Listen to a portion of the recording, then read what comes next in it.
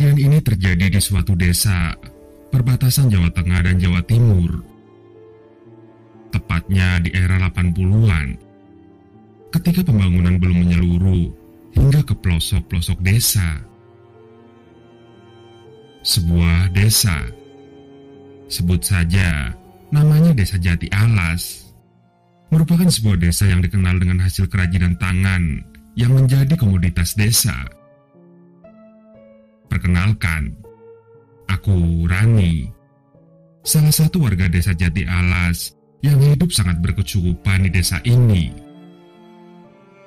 Mungkin dengan segala sesuatu yang kami punya, keluarga kami dianggap sebagai salah satu keluarga yang terpandang. "Rani, belum ke sumur?" tanya salah seorang warga yang lewat di depan rumahku. "Ini sebentar lagi, Bu. Nanti saya nyusul," jawabku. Untuk memenuhi kebutuhan air di desa ini, kami harus menimba air dari sumur yang terdapat di ujung perbatasan desa. Sebenarnya tidak jauh, hanya saja untuk keperluan air di rumah, kami harus setidaknya 2 kali bolak-balik sumur. Ran, katanya bapakmu nambah karyawan lagi ya?" tanya seorang ibu yang sedang ikut mengantri menimba sumur. "Iya, Bu. Pesanan dari kota tambah banyak, biar bisa diambil semua," jawabku menjelaskan kepada mereka. "Wah, makin kaya ya keluarga kamu. Harusnya kamu gak usah nimba ke sumur ini lagi. Kan bisa nyuruh anak buah bapakmu," lanjut ibu itu. "Jangan, Bu. Nanti aku jadi malas. Bapak yang nyuruh. Harus aku yang ke sumur," jawabku. Giliranku datang. Aku memenuhi jerigen dengan air, lalu segera kembali ke rumah, dan kembali lagi ke sumur hingga bak di rumah terisi penuh. Rutinitas inilah yang terjadi di setiap pagi. Siangnya aku membantu untuk membuat kerajinan. Semua berjalan seperti rutinitas desa lainnya. Namun malam ini terjadi hal yang tidak biasa. Suara kentongan berbunyi. Jumlah kentongan itu menandakan ada orang yang meninggal. Warga pun keluar dari rumah dan berkumpul. "Mas, siapa yang meninggal? Kejadiannya di mana?" tanyaku kepada Mas Anto yang lewat depan rumahku. "Itu Pak Tardi, katanya jasadnya ditemukan di dalam sumur. Ini saya mau ke sana," jawabnya dengan buru-buru. Aku mengenakan sandalku dan menyusul ke sana. Benar yang diceritakan Mas Anto. Jasad Pak Tardi terlihat terbaring di sisi sumur dengan wajah yang sudah ditutup selebar kain. Terlihat perangkat desa sedang sibuk memeriksa kondisi jasad dan lokasi. Aku pulang dan menceritakan ke bapak dan ibu. Namun sepertinya mereka tidak terlalu peduli. Padahal dulunya Pak Tardi pernah bekerja pada bapak sebelum akhirnya mengundurkan diri. Setelah kematian Pak Tardi, warga takut menggunakan sumur tersebut. Mungkin karena merasa kurang bersih juga. Dengan kondisi itu, warga mendesak perangkat desa untuk membuat aliran air dari PDAM. Akhirnya, dalam waktu sebulan, semua itu terrealisasi dan sumur itu jarang digunakan lagi. Seluruh warga sudah bisa menikmati air bersih dari PAM. Namun entah mengapa, Bapak masih menyuruhku untuk menimba dari sumur tersebut. Sebenarnya aku tidak masalah. Hanya saja, terkadang aku merasa ada sesuatu mengawasiku dari suatu tempat. Malam ini, suara kentongan kembali terdengar. Seorang anak kecil hilang seharian dan ternyata ditemukan lagi di dalam sumur. Warga kembali heboh dan menuntut untuk menutup sumur itu. Namun yang mengherankan, Bapak tidak setuju dengan alasan sumur sebagai cadangan air saat PDAM bermasalah. Karena Bapak adalah orang berpengaruh, warga dan perangkat desa tidak dapat berbuat apa-apa. Namun, warga sudah sama sekali tidak ada yang menggunakan sumur itu. Sudah sebulan bisnis Bapak tidak berjalan dengan baik. Akhirnya, Bapak memutuskan untuk memberhentikan beberapa karyawan. Hal ini terus berlanjut. Sesekali aku mendengar perbincangan Bapak dan Ibu di kamar. "Jangan, Pak. Udah cukup apa yang kita punya," ucap Ibu sayup-sayup dari dalam kamar. "Enggak, Bu. Kita nggak bisa jatuh miskin lagi. Dari awal kita sudah siap akan risikonya," ucap Bapak dari dalam kamar. Aku tidak mengerti apa yang mereka bicarakan.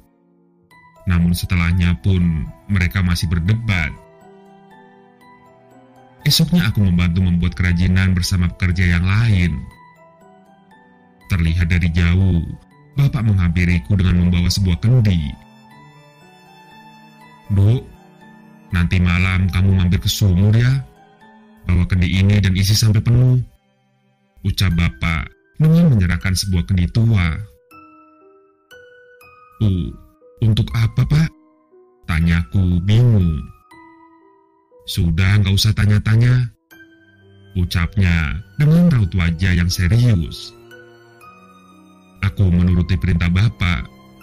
Setelah langit mulai gelap, sebuah kendi tua aku bawa menuju sumur. Walaupun sudah terbiasa, tapi aku merasa ada yang aneh dari ini semua.